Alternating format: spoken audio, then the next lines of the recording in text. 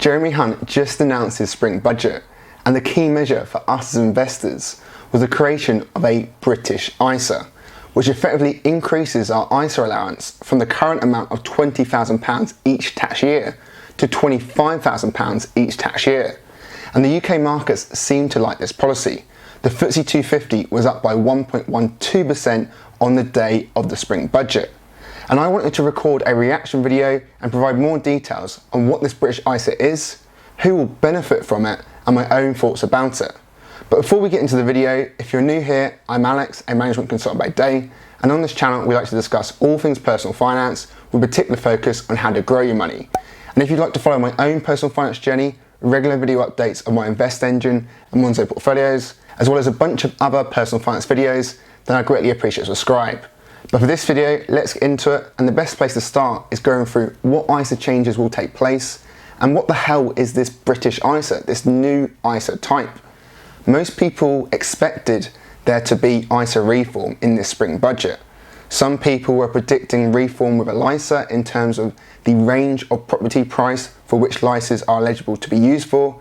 Currently, you can use a LISA for properties worth £450,000 or less, and most people expected this range to increase in order to reflect the overall increase in house prices since that LISA range was increased last. Other people expected the overall ISA system to be simplified, but instead the government had other plans. They don't follow normal logic, and instead they actually created a new ISA type in the spring budget, which most people may think actually complicates the ISA system with a new ISA type.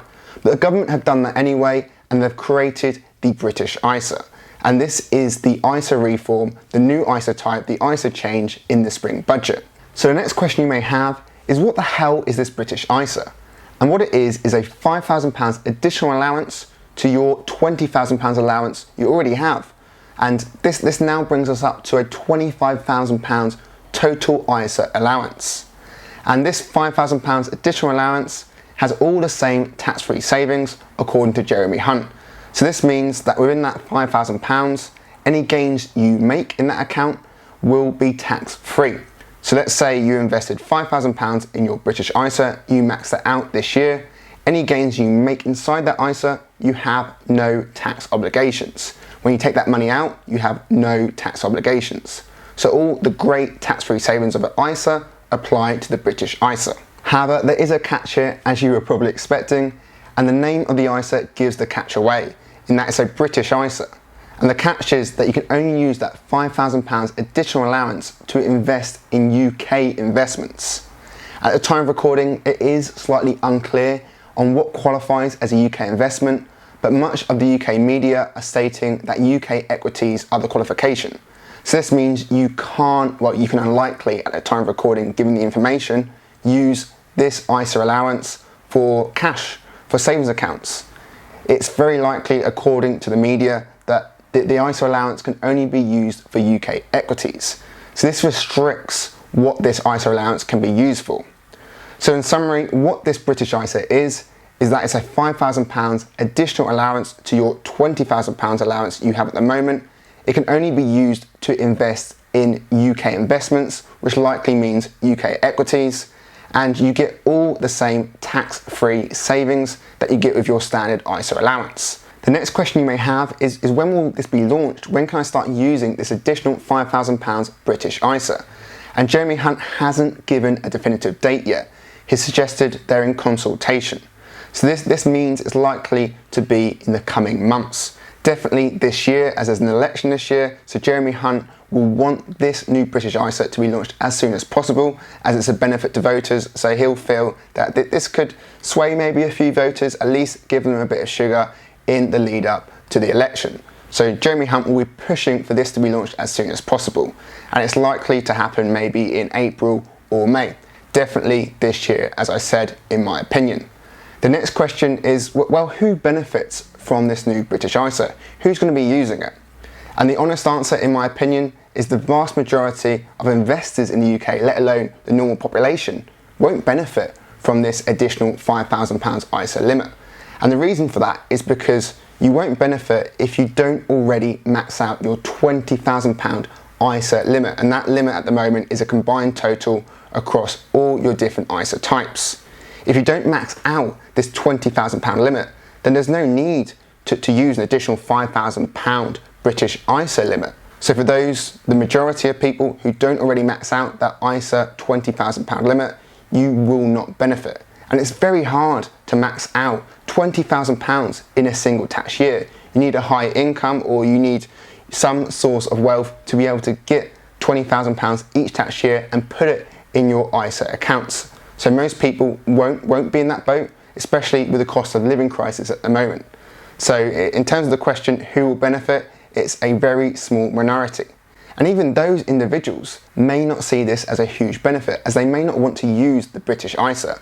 And the reason for that is because it's only worth using if you believe that UK equities will grow, if they'll do well compared to other investments. As the big benefit of an ISA is that there's tax-free gains. So if you don't believe there's going to be significant gains in UK equities, then there's no real benefit of the British ISA. And in my opinion, if I was in that boat of already maxing out my £20,000 ISA allowance, what I would probably do is I would change how I invest my £20,000 standard ISA allowance to ensure that I'm only investing in non-UK equities. This means that I'm not skewed to the UK and can use that additional £5,000 to then invest in UK equities and try and limit my exposure to the UK as much as possible. As my own personal strategy is to follow the general market, capture the general market returns, and try and be as diversified as I possibly can in a tax efficient way. To finish off this video, I want to add some final thoughts. I waffled a lot in this video, and that's kind of been the intention, as I want it to be a raw reaction to this policy. And let me know how you found that, if you think it's useful, and if you want more raw videos like this, which are more unedited, more instant to policy updates, as we have an election this year, so there'll be plenty of pledges, there'll be plenty of points and measures coming out from both Labour and the Conservatives, as well as the smaller parties like the Reform Party, like the Lib Dems. So if you want reaction to these policies, more instant reaction, then let me know in the comments below, as I'll start doing more of these in response to the policies being mentioned, the economic, the investment, the personal finance policies being mentioned from the parties this year. But for this video, my final thoughts are that any increase in the ISA allowance is of course welcome. It's the first increase since 2017 in the ISA allowance. However, we expected many different ISA reforms. We expected a simplification of the ISA system, not a new ISA, which in my opinion complicates the ISA system even further. And this ISA change, this reform, only benefits the very few, because it's restricted to those who have already maxed out the £20,000 limit. Well, at least those are the only ones who can benefit, who really benefit from this change. And also, the creation of this British ISA doesn't address the root causes for the lack of investment in UK equities, UK companies, and also the lack of people in this country who invest in the first place. It doesn't address the financial education challenges we have in this country, nor the wider structural problems we have with getting investment into UK companies. Instead, in my opinion, this is a politically motivated policy with the view of the election upcoming this year. It's focused on the short term in terms of what's going to be headline grabbing in terms of a British ISA. It's focused on whether it can win votes in the short term, rather than fixing the long term structural problems which need to be fixed. So I'm hoping whoever gets elected later this year will focus on fixing these long term problems, and specifically in regards to ISAs, trying to simplify this system, as in my opinion simplifying the system and educating a lot of the population about ISAs would help encourage more people to use their ISA allowance and make use of the tax-free benefits. But that's just my view. Let me know your thoughts on this British ISA, whether you think you'll use it in the comments below. I'll be very interested.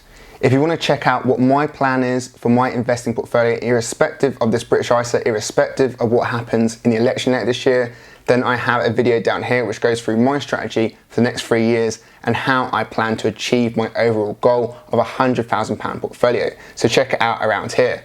But for this video, thanks for watching.